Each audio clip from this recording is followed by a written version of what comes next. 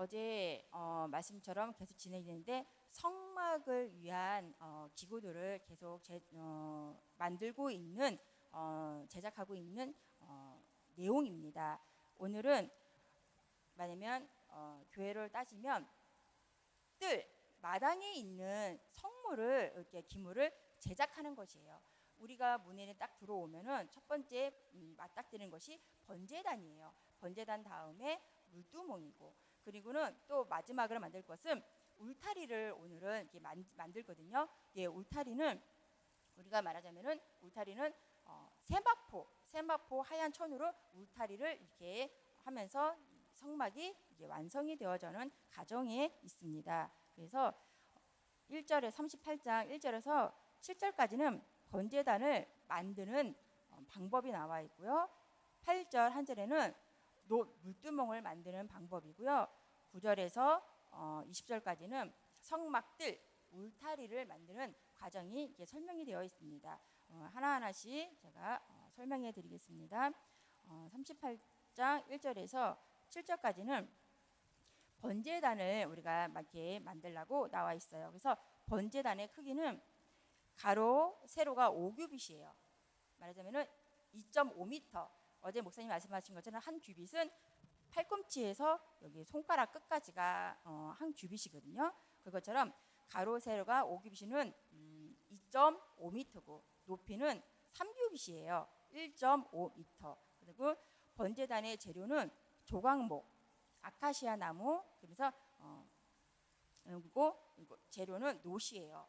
다른 데는 뭐 언약계나 그런 거는 금으로 덮었지만 이 놋은 이유는 금보다 불이 더 강하기 때문에 이 번제단은 금보다는 놋으로 이렇게 입혔거든요. 왜냐면 불로 태웠을 때 그 온도가 1000도가 넘는데요. 그래서 그거를 이기기 위해서는 번제단의 재료는 금이 아니라 놋으로 이렇게 입혔고요.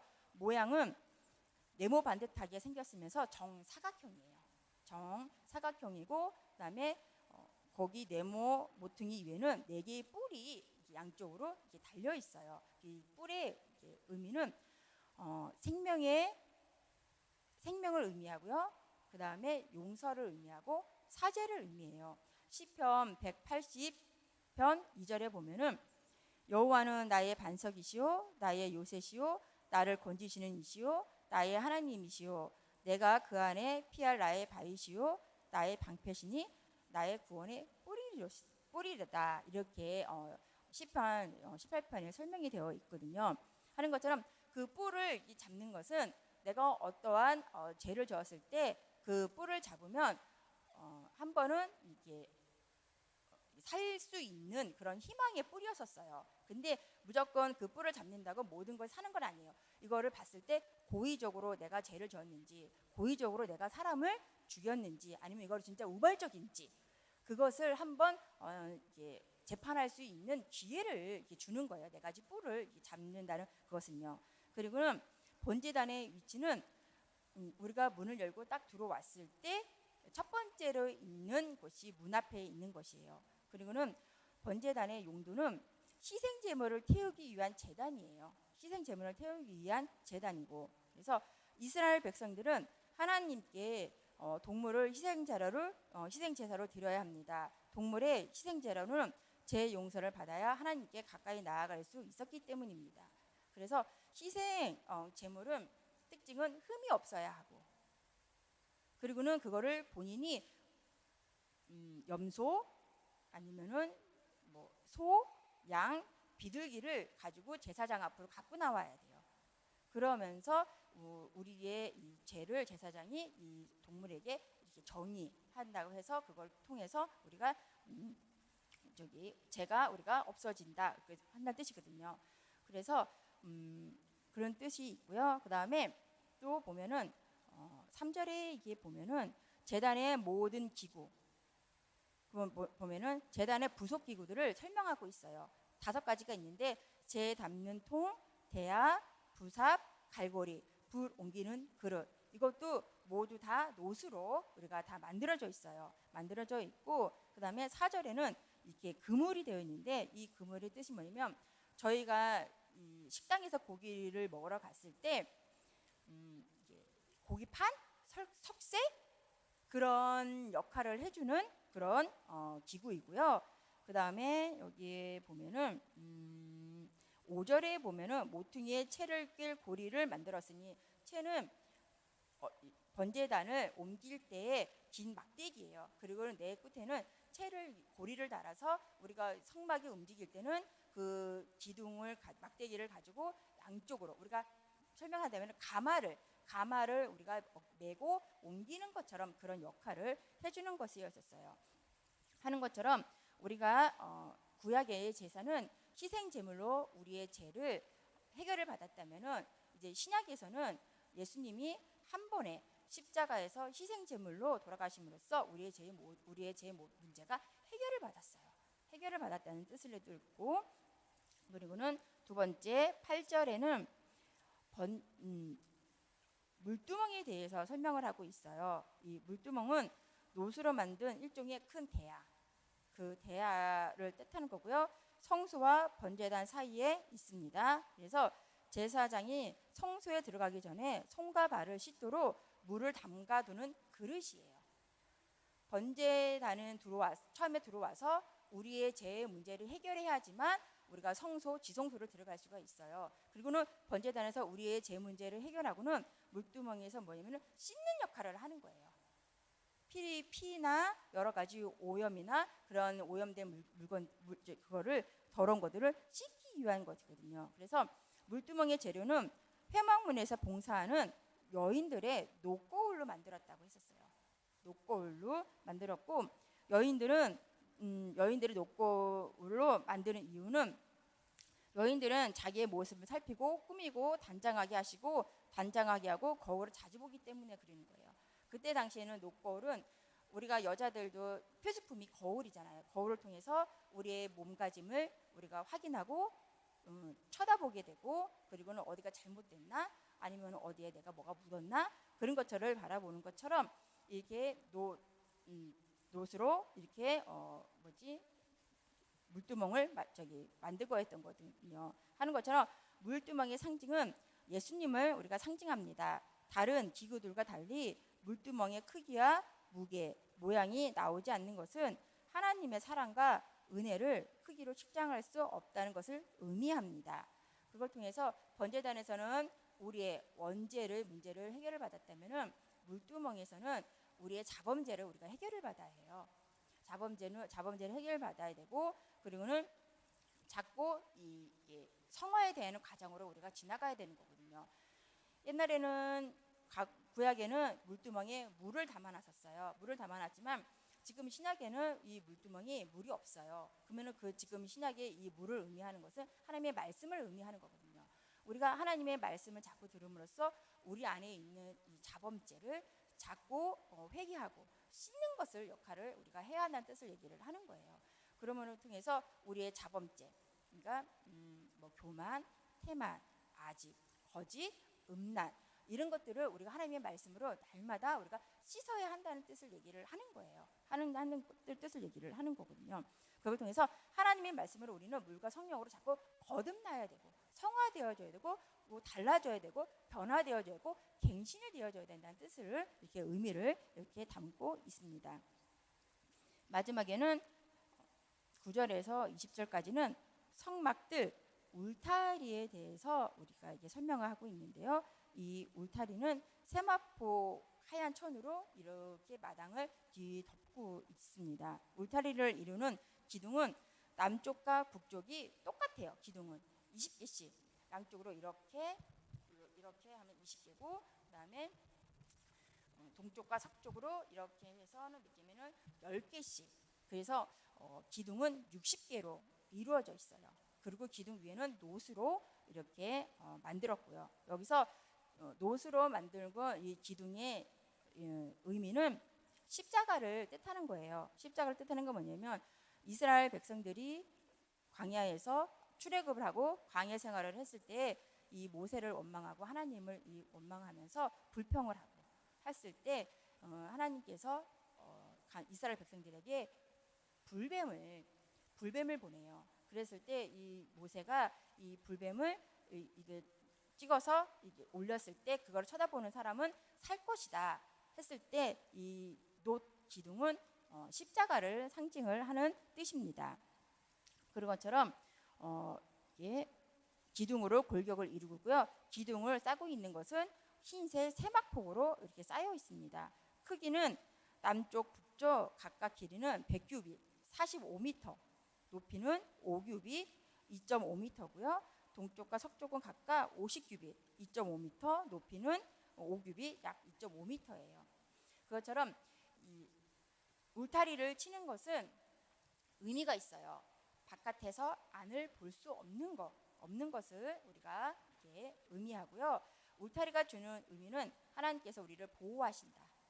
우리가 울타리에 들어오면은 보호하신 것처럼 몇 년 전에 고성 산불이 났을 때 나중에 산불이 엄청 크게 났고 나서 조사를 했을 때 집이 멀쩡한 집들이 있었대요. 그 집은 뭐냐면 담이 있어서 울타리가 있어서 그런 이 불이 왔을 때도 어느 정도 이 보호를 받았었다 하더라고요. 그것처럼 울타리가 주는 의미는 보호하는 거예요. 우리가 이 교회 안에, 마당 안에, 그리스도 품 안에 들어오면은 우리가 보호를 받는다. 그 뜻을 얘기를 하는 거예요. 예를 들어서 노아의 가족들이 방주 안에 있음으로 살았다 뜻으로 그런 의미를 우리가 볼 수 있습니다. 그리고는 울타리에 또 주는 의미는 구별이에요. 세상과 우리가 구별된 삶을 살아야 한다는 뜻을 얘기를 하는 거거든요. 근데 이 구별은 꼭 우리가 세상을 우리가 배척하고 세상을 우리가 아예 나가지 않고 그런 뜻을 얘기를 하는 것이 아니라 우리가 하나님의 마음으로 우리가 그리스도의 이 복음을 가지고 우리가 오히려 세상에 나가서 그 사람들을 구원하는 영향력을 줄 수 있는 것을 해야 된다는 뜻을 얘기해요. 그렇지만 우리가 구별돼서는 혹시나 우리가 울타리 밖으로 나가서 그 세상 사람들한테 우리가 물들고 세상 사람들한테 우리가 흡수될까봐 그런 것을 우리가 하는 거지, 그렇지 않고서는 우리가 구별된 삶을 살아야 한다. 오히려 우리가 이 안에서 세상에 있는 사람들을 영혼을 전도하고 그런 것에 우리가 쓰임을 받아야 한다는 뜻을 얘기를 하는 거예요. 그리고는 세 번째는 연합을 뜻해요. 연합은 우리가 이 울타리를 만들 때는 은도 있고 금도 있고 나무도 있고 여러 가지 종류가 많이 쓰여 있거든요. 하는 것처럼 이것이 각색은 다 달라요. 은, 금, 놋, 여러 가지 나무, 여러 가지 쓰임새는 다 다르지만 이것이 하나가 연합되어서 한 목을 이룬다는 뜻을 얘기를 하는 거거든요. 우리가 이 신앙생활하고 교회 안에서는 학벌 좋은 자, 문벌 좋은 자, 외모가 좋은 자 이런 사람도 있지만 그런 사람들마다 각각의 하는 일과 역할이 다 다르다는 뜻을 얘기를 하는 거예요. 고린도 12장에 보면은 눈, 코, 입의 역할이 다 다른 것처럼 교회 안에서는 모든 역할이 사람들마다 다 다르다는 뜻을 얘기를 하는 거거든요. 그래서 이 교회에서는 하나의 연합을 우리가 뜻하고 있는 거죠. 그리고는 또 울타리를 통해서는 우리를 보호하신다, 우리를 지키신다, 그런 뜻을 우리가 가지고 있어요. 하는 것처럼. 그래서 우리가 이 울타리의 안에서는 우리가 옛말로도 집 밖에 나가면 위험해 하는 것처럼 이 울타리 안에는 하나님의 보호하심과 임재가 이렇게 녹아져 있는 것입니다. 그것처럼 38장에는 번제단에서 우리의 죄, 원죄를 해결받고 물두멍에서는 우리의 이 자범죄를 우리가 해결받으면서 날마다 성화되어지고 거듭나야 되고, 이 울타리 안에서는 하나님의 임재의 보호 속에 우리가 들어가야 할 뜻을 얘기를 합니다. 하는 것처럼 저희 큰아들이 사회복무 판정을 받아서 훈련소를 갔다 왔었어요. 몇 주 전에요. 근데 그전에는 사회복무 훈련도 4주를 받았었는데 올해 9월 달부터는 조금 법이 바뀌어서 3주 해가지고는 갔다가 데려다 준 지 얼마 안 됐으면 좀 있으면 또 데리러 또 가야 돼요. 할 정도로 너무 이렇게 가깝게 하는데, 저희 아들이 거기에 가면은 한참 코로나가 한참 이렇게 심할 때 저희가 아이들이 훈련소를 갔었어요. 그러면 훈련소를 딱 가면은 딱 세 부류로 이렇게 나눈대요. 첫 번째는 백신을 안 맞고 온 쪽, 그다음에 두 번째는 백신을 1차 맞고 온 쪽, 또 나머지 한쪽은 백신을 2차까지 다 맞고 온 쪽으로 이렇게 한대요. 그러면서 이렇게 훈련을 짓고 그렇게 소대를 주고 그렇게 이렇게 편성을 그렇게 했다 하더라고요. 근데 훈련을 이따 받다 보면은 백신을 안 맞고 온 사람들은 그 안에서 훈련을 받으면서 코로나 확진자들이 막 나오는 거예요. 확진자가 나오니까 그 1차에 백신 안 맞고 간 그 청년들은 거기서 자가격리만 하고 다시 집을 가는 거예요. 그리고는 그 아이들은 청년들은 다시 훈련 날짜를 받아 다시 와야 하는 거예요. 그리고 근데 저희 아들은 백신을 1차를 맞고 갔었어요. 1차를 딱 맞고 갔는데 그랬는데도 다행히도 그 안에서는 별일이 없이 잘 퇴소를 했는데 한 내부만에 11명이 배치를 된다 하더라고요. 11명이 배치가 딱 되는데 나올 때는 8명이 퇴소를 했다 하더라고요. 퇴소한 이유가 거기 가면은 술, 담배 어떤 것도 가져갈 수가 없어요. 3주 동안은 참아야 돼. 금주도 해야 되고 금연도 해야 되는 거거든요. 근데 거기 안에서 이게 처음에는 이제 조교들이 가방에서 술과 담배가 있으면 내놔라. 빨리 미리 반납하셔라. 자진 납세해라. 이렇게 얘기를 한대요. 근데도 미리 내는 사람이 있는가 하면 숨기고 있는 거야. 숨기고 있다가 나중에는 그 조교한테 들켜요. 들키면은 그거를 안 되는 거야. 그래서 3일 만에 강제 퇴소당한 동기들도 있고요. 그리고는 또 한참 훈련을 받다가 논산이다 보니까 그리고 가을이다 보니까 이게 뭐 벌, 뱀 이런 것들이 많아요. 그러니까 거기서 한 17일쯤 됐는데 한 동기가 뱀에 물렸었다 하더라고요.